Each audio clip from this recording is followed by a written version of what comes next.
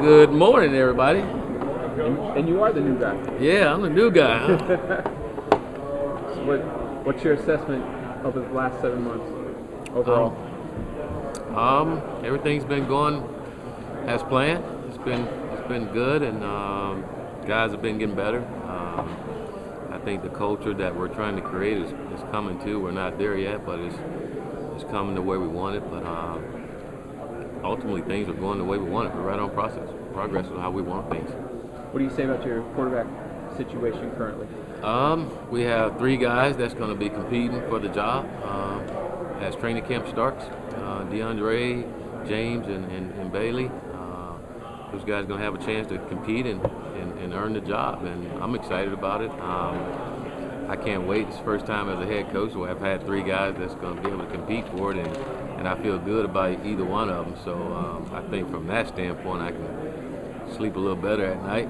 And but more importantly, that we have some young men that's very competitive, and they understand the situation too. And big reason why they decided to come to Florida State, and is knowing there's going to be competition, and it's great that it's there, and it's great for those guys to compete, and I can't wait to see who separate themselves. Coming from a school like Oregon, what's the difference just coming from the Pac-12 over to the ACC?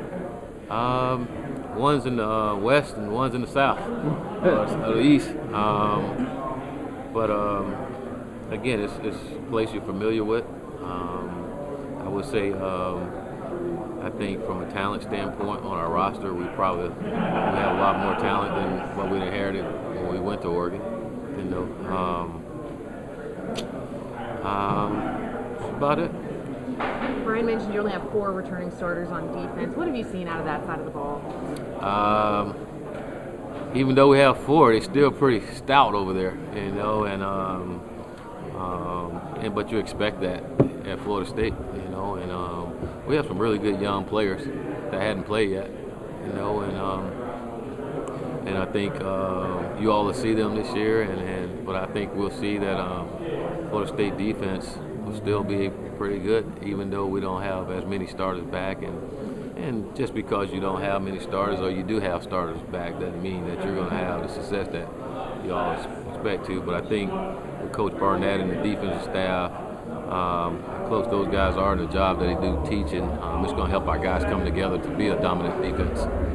Following up on the question I asked in the ballroom about Coach Barnett, what made you want to add him to the staff? He had a good job that he liked, a good boss. What did you have to do to sell him on coming back?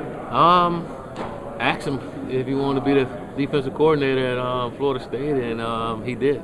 You know, I think he had much respect for Coach D'Antonio and his alma mater, and he had an opportunity to come to Florida State and coach the defense here. And I think there's a lot of coaches out here who would love to do that, and he was one of them.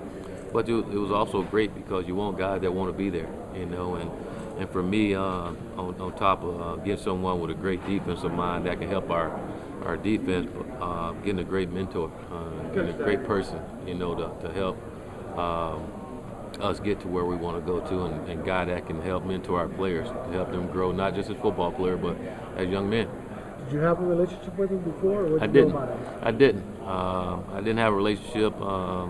Had some people who knew him, and out of South Florida, we played Michigan State, and I think we all seen over the years Michigan State kept a stout defense. So you know, from a defensive standpoint, he understands defense and what it takes. You know, but once you met him and as a person and what he stands for me, I appreciated that even more. Hey, Coach Taggart, talk about bringing back all the alumni, like Deion Sanders and all the people who made Florida State proud during the rich tradition. What was it like having them come back and help the program? You know, just been around with the players and getting all that. It was great having those guys back. You know, to me, that's Florida State. That's tradition. That's why all of us wanted to be there. They built this program to what it is today, and making it a place that you want to go to and want to be at. And I can remember in our bowl game in Louisiana, Deion Sanders came to the game to visit us, and Deion and I was walking in the hallway, and we walked by a couple of our players, and they were like, "What's up, Coach T?" And they didn't say anything to Deion. I'm like, "Are you kidding me? Deion right here beside me, and you didn't say anything." But it also let me know then we got to do a great job of getting guys back and around. You know, and I started to think about it. Deion I mean, some of these guys probably weren't born when his NFL career was over with, so to expect for them to know all of that, that's not fair to them. We as coaches got to do a good job of making sure they understand the tradition and the guys that came before them. And I think the more they understand that, the more they embrace and appreciate Florida State University. So to have those guys around as much as we can will help, and guys that experience, guys that sat in the seat where those guys were. And then selfishly for me, a lot of those guys I grew up watching, and I wanted to meet them too for the first time. Yeah, I was asking about being growing up watching Florida State, being the coach of your boyhood team. Was it like just walking into that stadium every day going, wow, I'm doing what I want to do since I was a kid? It's pretty cool. I think from as a young man growing up and having goals and dreams and wanting to get somewhere and you work really hard to get there and it's very gratifying that you can accomplish one of your goals, but it's very gratifying because you work so hard to get there, and so to finally do that is very exciting, and now I'm not excited just by getting here, but want to accomplish the things that you wanted to do once you got there, so again, this gets you fired up every day, and knowing you're the head coach at Florida State, it's pretty cool. Willie, how much does Cam remind you of Marlon? He really don't remind me of Martin. Marlon was different. Those guys are different style runners. If anything, they remind me they're both really good football players and good people. Great athletes. But from a running style and a physique, they're totally different in the way they play football. But they're very, very talented, both of them, and very good people and highly competitive people.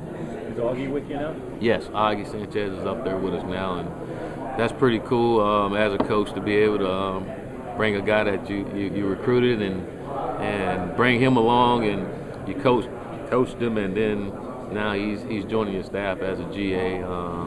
That's pretty cool. It's just, to me, that's what coaching is all about, and helping young men grow and reach their dreams and goals. And Augie learned a lot there, and he's one of the smartest players we had there, and I knew one day he would be a coach, and I told him if he ever thought about it, just look me up no matter where I was, and I would love for him to be a part of our staff. Coach, in your mind, how far has Clemson separated itself from everyone in the conference, and what's going to take to close the gap? In my mind, they're a team to beat. So they've at the mountaintop, and everybody's trying to get there. In order to beat a man, you got to beat the man. I wouldn't necessarily say it's a far separation. I don't think it's that. It's just a matter of playing them and beating them. I mean, it won't be a separation if you beat them. So they're the team to beat. Coach, with such a strong group of running backs, how do you go about splitting the carries? Competition. Got to compete. Right now guys can. Those guys understand that. They all compete for jobs. Cam, Jock, I know Cam's here today, but he understands too. He's still competing for a job, and he's got talent around him. So allowing guys to compete, and you can never have enough running backs. And I'm not going to give you all the secrets, but you can find ways to get guys to football. Have a season opener on the big stage against a team like Virginia Tech. How much does that set the tempo for the rest of the season? It set the tempo if you win. I actually set it if you lose too. But it's fun. It's college football. We're back in it. The season, everybody's been dreading, and everybody's excited. This time of year is like Christmas and August because football is back. And then to have that first game on Labor Day and everybody's watching you is huge. And I know for our guys, it's nothing big new for them. But it's awesome to do it, and not only have that game, but to have it at home. We're going to be excited about it. It'll be a big-time game. Coach, especially with the type of offense you run, what are the main characteristics you're looking for in the starting quarterback? I wouldn't say necessarily because of the offense. What I'm looking for is a leader. I think we have guys that can throw the football and that can run the ball and do the things we need from a schematic standpoint. We need a guy that can lead our entire football team. So that's the characteristic that I'm looking for out of our guys, and they understand that, and that they've been at work with that since day one, since we've been here. So and throughout the summer and throughout training camp, guys that can lead this entire football team. They all can throw the football, and they all can run and do those things. And I think they all smart enough, and they definitely tough enough. So we need for them to be able to lead our entire football team. What's your thoughts on the new red shirt rule? I think it's good. I think it's good for everyone. You look at how much the game has changed now, and to allow these kids to come in. And to me, I'm not a big believer in putting limits on guys and on kids because they're so different, and you just never know who might step up and do something big. And so that's why we're always recruiting guys to come take our current guys' job. But now with that rule of red shirt, now you can play some guys that's up there and need some game time and can go out and show you what they can do. I also think it helps with this bowl game situation where guys don't want to play, and they're worried about going to the NFL. I mean, you can play some young guys now that you didn't have to worry about burning their red shirt before. So it's a win-win for everyone. I think it's good, and again, more important, I think it's really good for the players. Willie, you said you thought that when you got here there were some maybe not good kids on the team. Were you worried about the culture when you got here, and what was it like when you kind of found yourself in the middle of it? I was worried about it because you knew it had such a talented football team, and for us to have the season that we had last year, coming in and not knowing exactly what went on, you was always concerned with that. And for me now, with the fourth time taking over a program, there's a lot of similarities in why teams wasn't doing well. So I was concerned about it, but I was surprised when I got here and see how we had some really good kids here, and that really wanted to do well. How much does DeAndre's off-season situation in April factor into your decision? It won't. He's handled his consequences behind that, and he's moved on. So that's behind us. It's a done deal, huh? That's behind us, yeah. Well, you guys, you just talked about, you didn't know where the team was and all. Now that you're in there and all, how far behind do you think you are with Clemson, and do you think you can catch them this year? Again, I can't tell you how far behind. I haven't been in this league. I know Clemson won a championship 2 years ago, and they was in the college football playoff last year. I can't say how far behind. I do know that we got to beat them to end all those questions on whether they behind, they passed us up, and all that. Obviously, they're at the top, not just from us, but for everyone else. And you got to beat them. But for us, it can't be about Clemson. It's got to be about Florida State and the way we play. We haven't been playing the way we're capable of playing and how we should be playing. So we got to get back to doing those things, and everybody's got to understand that. Coach, I'm Susan Miller Degnan from Miami Herald. I see that you played for the Hurricanes in high school. Yes. It's a good segue. Did you grow up a Miami fan at all, or did you follow them? And want to talk about the game also last year? No, I grew up a Florida State fan. Okay. So no Miami at all in your blood, right? No. I grew up a Florida State fan. Okay. All right. And so I'm sure you caught some film of last year's game with Miami. Any thoughts on? I know it was the last play. Any thoughts on that game? That's the typical Miami-Florida State rivalry. It always comes down to that last series, that last drive, sometimes the last play. And that's typical Florida State-Miami rivalry, and it's good for college football when that rivalry is like that. It's better for Florida State when we win. But it's good for college football, and that's kind of how I grew up watching Florida State and the rivalry when it came down to those two teams. So it was good to see that win here. What can your players learn from a game like that? You got to finish. You got to play to the end, and you got to finish. So I think we had a lot of games like that last year. Where we didn't finish, we were right there. We could have won ball games, and we didn't finish, and one play made a difference.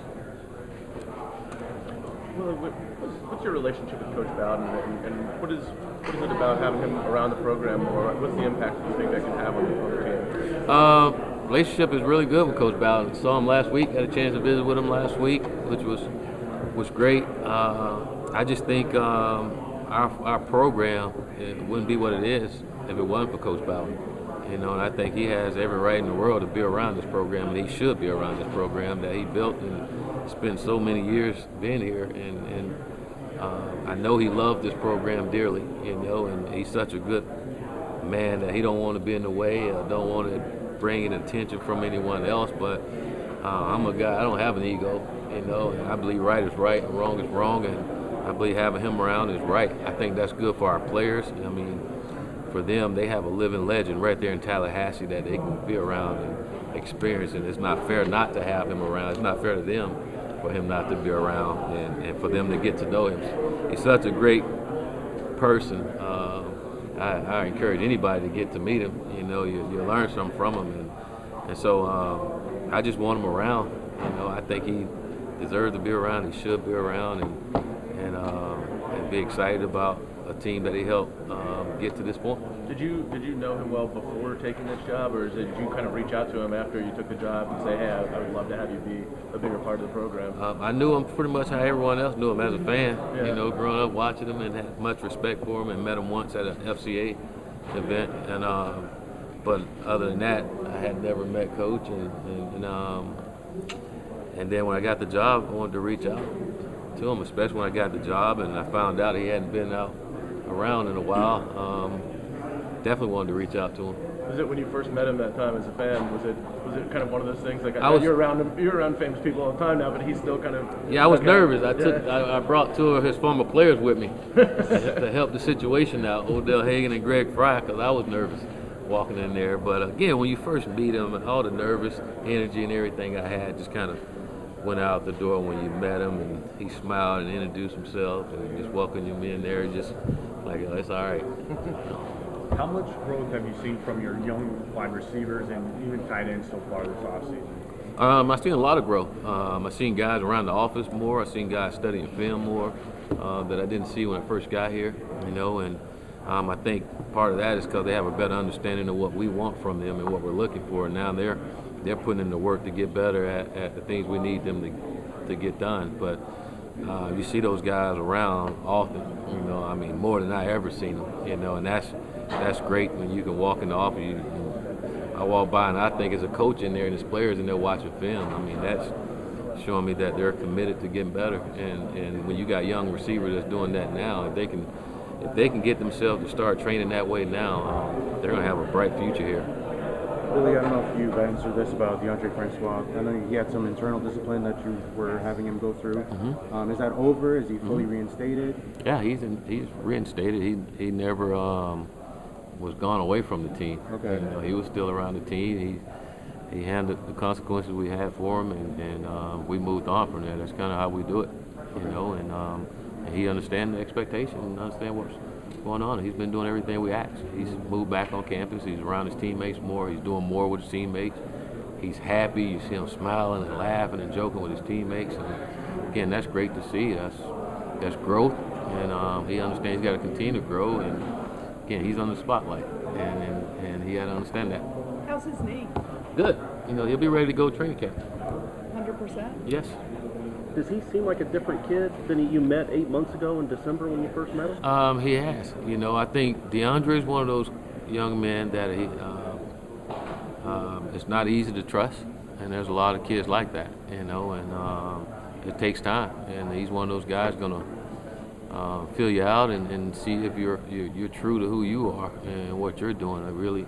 I think trust is really important to him, you know, and it takes a while. As far as his trust in you. Yeah, his trust in me, you know, and or anyone, you know, and but you can sense that from him just being around and how quiet he is and just how he observes everything, you know. But him and I have had plenty one-on-one meetings which tell me he's a good kid that really want to do well, you know, and probably misunderstood at times because he's such a quiet kid or by himself, you know, and that doesn't make him a bad kid. It just he go about doing things totally different, you know. But I also think he's a kid that want to be a leader and really don't know how. And sometimes as coaches, you just want guys just because they play to be leader and you think they should be, and you don't teach them, you know. And that's part of it is we got to be patient and take the time to teach them, and then our players got to listen and they got to apply that to help them become what they want to be. But I do think he's a guy that want to be a leader and a guy that want to learn and know how to lead, and I think he's going through that process now, and he's starting to figure it out. Can you be a quarterback and be a quiet kind of kid? I mean, I guess Charlie was. You can. You know, you can lead in a lot of different ways. You know, you don't have to be a vocal leader. You know, sometimes leading is being a great teammate. you know, and I think a lot of our guys on our team can lead by being a great teammate, you know, and again, he's one of those guys that understanding that, and why he suggested that he move back on campus. You know, he's a kid, and most kids want to move off campus and be on their own, but he suggested that he move back and be around his teammates. And to me, again, that's maturity and understanding what it's going to take to get to where he wants to be and where we want to be as a football team as well. When did that happen that he suggested to move back? Before the end of the spring. Okay. So after the investigation and all that stuff, he decided to start making changes immediately. I think he started to figure it out that things just wasn't going the way that he wanted to, and a lot of it just by decision making, and he understands that too. He got to make good decisions about who he's around, and I think he's understanding now, and the more he can be around his teammate, the better it is. And the more those guys around each other, the more they can hold each other accountable, you know. That diversion program ends next week. Do you think that he kind of just wants to put this kind of chapter behind, or really just start a new chapter as soon as he can? Well, I think he's done that when all those things happen. He's put forth his effort to change the narrative and change the perception of who he is, you know, because he's not that person. But perception is reality, and he's got to change that, and he understands that. And I think all these incidents that happen are teaching moments and learning moments, and that's the big thing for DeAndre, is that he learns from these mistakes and move forward. If we don't, then we're wasting everybody's time. So, and everything happened, we try to learn from those things and teach our guys, and I think that's more important than anything, that we learn and we help these kids understand why the things they do, they can't do it, you know. And some of these kids come from a lot of different walks of life and don't understand that, and as adults you want them to and you expect them to, and that's just not the world we live in. How is Blackman's personality different? How's it different? From DeAndre, you know, what's his personality? Well, he's not the quiet guy or reserved guy himself. Blackman is more outgoing, and he's gonna talk to everyone. He's gonna be around everyone, and I still think even with Blackman, he's another kid that he want to trust you. Once he trusts you and know that you have his back, he'll give you everything. He'll give you his shirt off his back, you know. But he's a great teammate. I know from my time being here now, I see Blackman. He's a guy that, I mean, him and DeAndre, great relationship. I think that's a guy he looks up to, you know. But they also understand that they're competing, and that's why they came to Florida State, and they have much respect for each other from that standpoint. Coach, how quickly did you realize that you really needed to rebuild these players' morale after last season? It wasn't about I needed to build their morale. It was about doing what I thought was best for us going forward and the culture that I wanted to have at Florida State. It wasn't necessarily about what they did before us. I can't do anything about that, or I don't know anything necessarily about that, unless someone has said something. And for me, I don't like necessarily going off of what everyone said. I kind of judge on my own, but it's more about creating the culture that we want at Florida State. And so from day one, it was implementing that in the culture that I think it takes to win.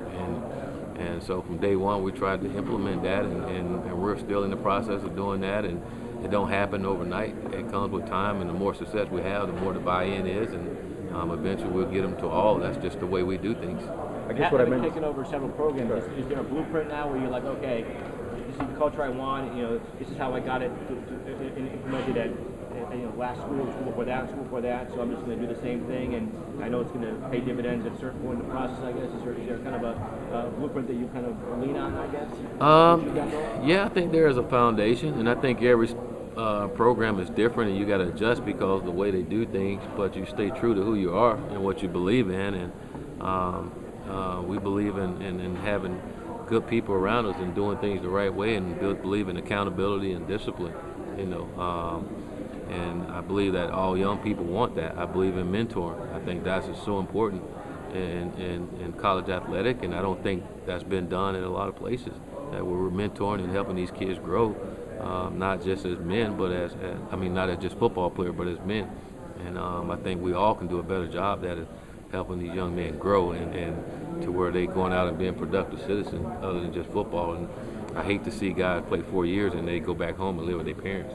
That's not what it's set up for, and that's not how it's supposed to be. So doing a better job at doing those things, but caring about our players. The players got to be first and foremost. No one should come before the players, you know, and creating that environment. Our players understand there's accountability and expectation, and we're going to hold them accountable to them doing what they say they were going to do when they decided to come to Florida State. And they all wanted to graduate. They all wanted to go to the NFL and be a good person. We're going to hold them accountable to doing all those things. Is there a certain point where you're like, okay, I got him now, everyone's bought in, I can tell, you know, the culture is going to be how I want it to be, and there's buy-in. Does that happen already, or is there? No, I don't. Does it happen to the first W? Yeah, I don't think that happened until the first tough time that comes. You know, I mean, I think that's with any football team. Everybody can do really well when things are going good and happy. Everybody, oh, we're here, we're doing this and that, and it's how you respond when you get hit in the mouth. You know, how you respond when things get tough. You know, I mean, to me, that's life. You know, and a lot of people don't respond well when tough things happen. You know, and to me, that's why a lot of people don't end up being as successful as they want to, because they back away when things get tough rather than fighting through things and leaning on each other. I look at our football team this past season. We're a very talented football team. You know, one of the most talented football teams out there. Talent wasn't an issue, you know, but we wasn't a football team that handled adversity well. We had a lot of adversity last year, and we didn't respond well to it until the end of the season. Did you feel like your team was punched in the mouth when you got it, when you were hired? After going through those peaks and valleys and then going through the coaching change before being bowl eligible, you know, did you sense that they were weathered? This team? Yeah. In Florida State? Yeah. Did I say that question again? Did you feel coming in that your players that you were now going to coach kind of did have that, you know, punch in the mouth? I felt like this team didn't handle adversity well. I felt like this team. I feel like usually when you don't handle adversity well as a team, because you don't care enough about each other, you know. So I didn't feel like our team cared enough about each other to overcome the adversity, to overcome those tough times. And I think when you do care about one another, you can get through those things. You can lean on each other. Somebody step up, make a play for the teammates. You know, not for anyone else, but for each other, because they work year in with each other, and they got to play for one another. I didn't sense that watching the games from last year, and then getting here. And I think a big part of caring about someone, you got to get to know each other. You know, I didn't feel like our guys. I know our guys really didn't know each other well enough. I mean, they were on the same team and lift weights together and all that, but they didn't really understand who that person is and where they come from and what they've been through. And we've been doing a lot of little things like that, so our guys to understand each other, what makes a guy tick. You know, some guy might struggle with someone yelling at him. You know, you wouldn't know that unless you understand that person and get to know him. It's probably better would you put your arm around him and lead them rather than chewing them out. You know, everybody's different, and you won't know that unless you get to know that individual. And it's hard sometimes as a football team to get to know an individual unless you do things to allow our guys to get to know each other. You know, I was really surprised. We had guys that's been around here 4 years, and they didn't know certain things about their teammates, which they thought they knew really well. You know, so that's part of it. And I think as they get to know each other like that, they start to care about each other a little better, and they hold each other accountable better. What are some things that you've had them do to get to know each other more, and how do you turn those sour apples? One is, like I said, we've had sections where we separated our team into groups, and guys get around and talk about each other, talk about their life, how they grew up, how they got there, the trials and tribulations, what they've been through. And again, you'll be shocked if you heard some of the stories of what some of these kids been through.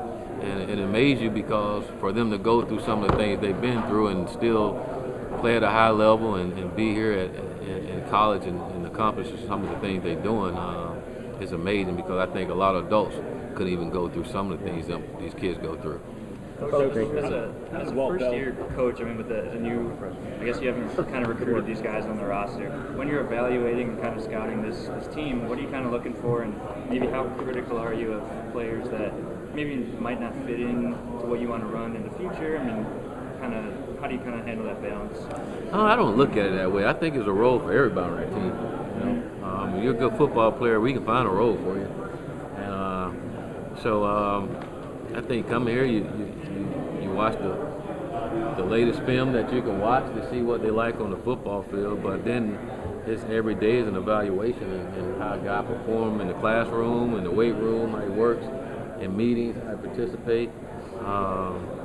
Just all those little things makes a difference, because if you got a kid that's highly motivated, smart, tough kid, and have a great work ethic, you can do a lot with those young men, and all they need is just a great mentor to help them get to where they want to go. So try to evaluate everything from the day we got here, not necessarily about what happened before us, but from the day we got here.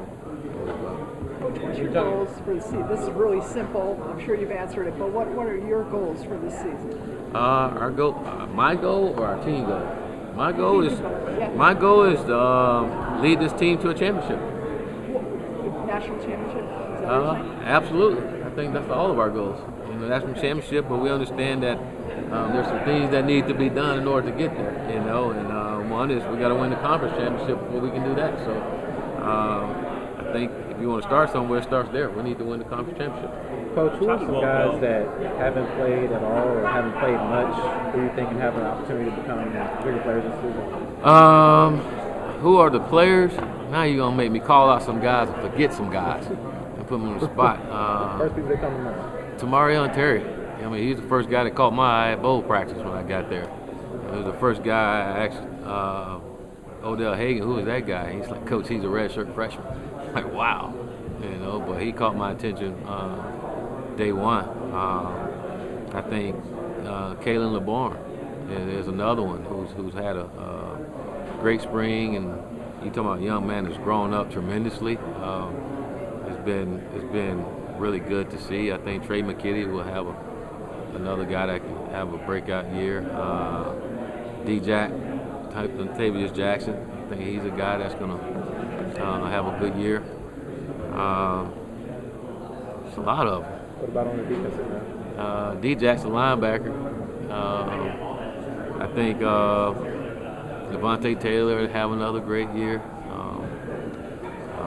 Kyle Myers, Burns, I think he have a good year. Kingdo, Marvin Wilson, Marcus Christmas.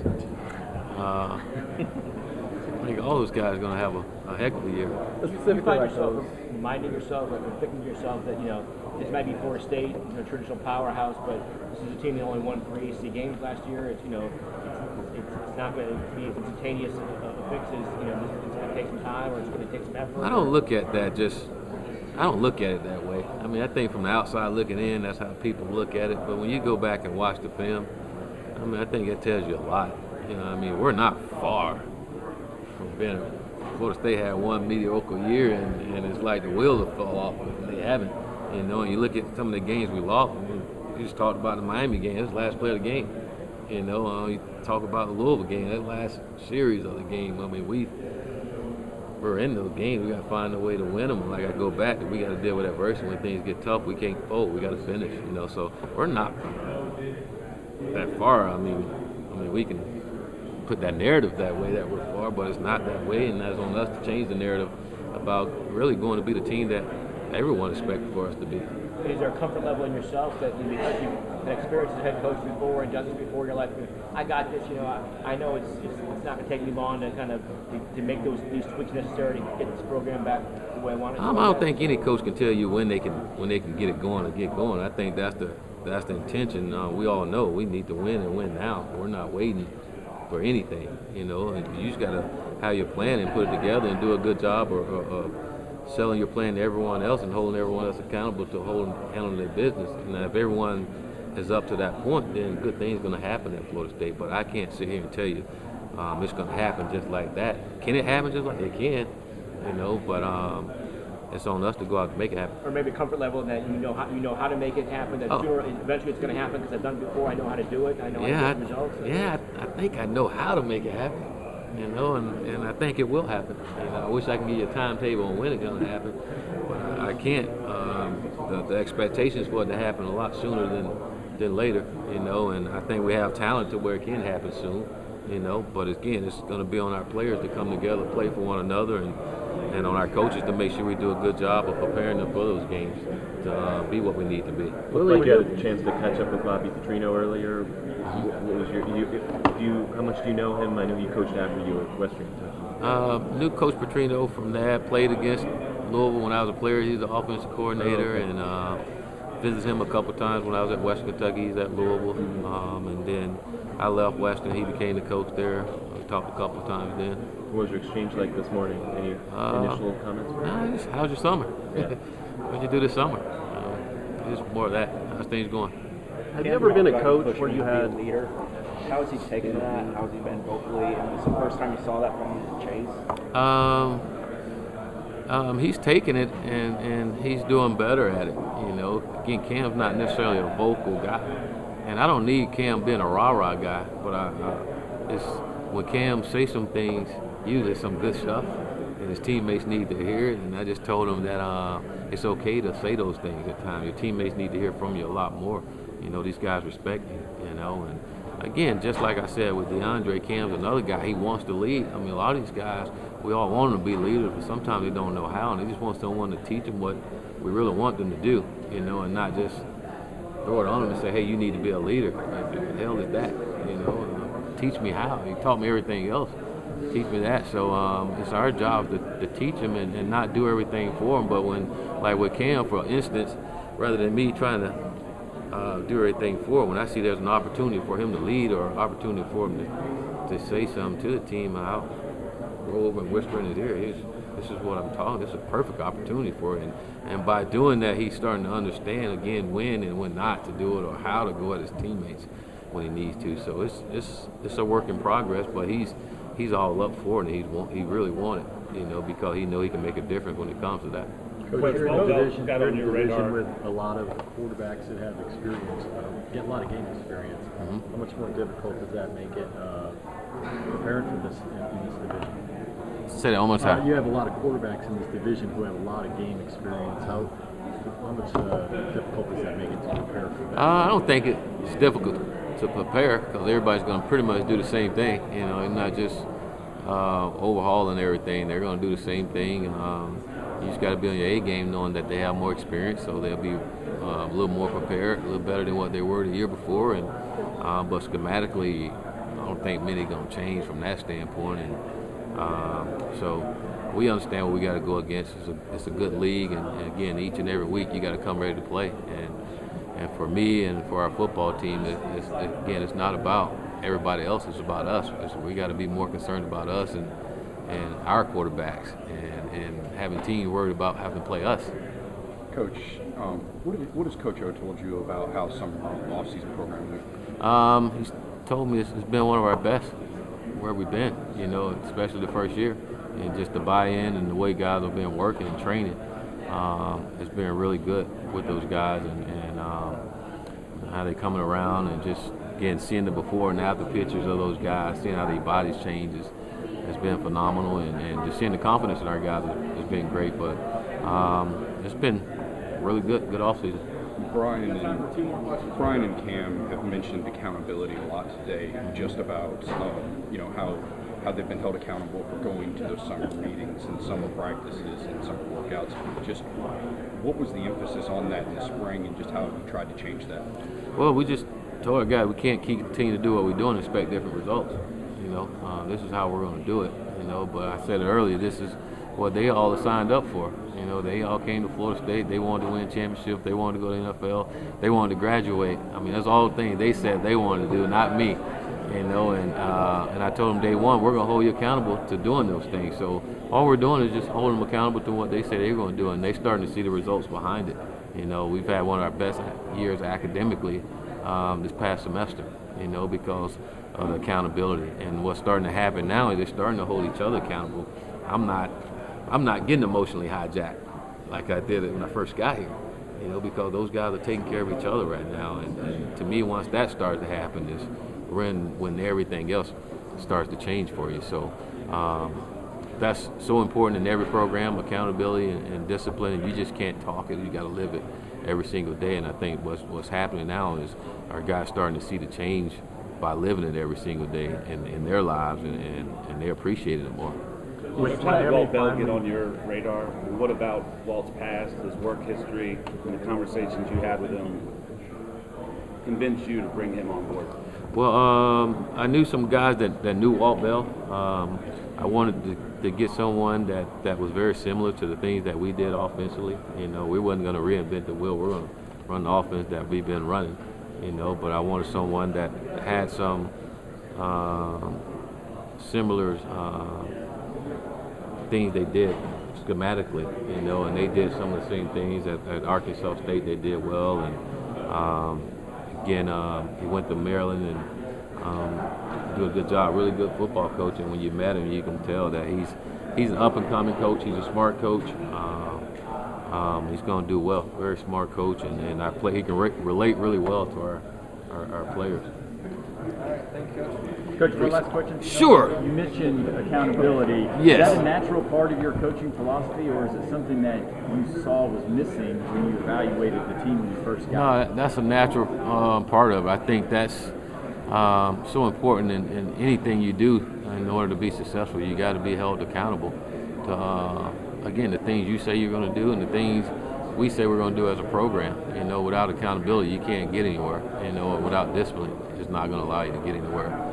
But to me, that's something that pertains to not just football, but life in general. And through all of this, we're teaching our guys life lessons, and they understand that. And to me, once you hold them accountable and then they start having a success, they start to realize, you know, coach was right, you know, and they want to do it even more. And then they start to hold other guys accountable. But you hear these guys, it was gratifying for me to hear those guys talk about it this morning, because we haven't said anything about it, but they're starting to get it and buy into it. So that to me means we're headed in the right direction. All right. Thank you.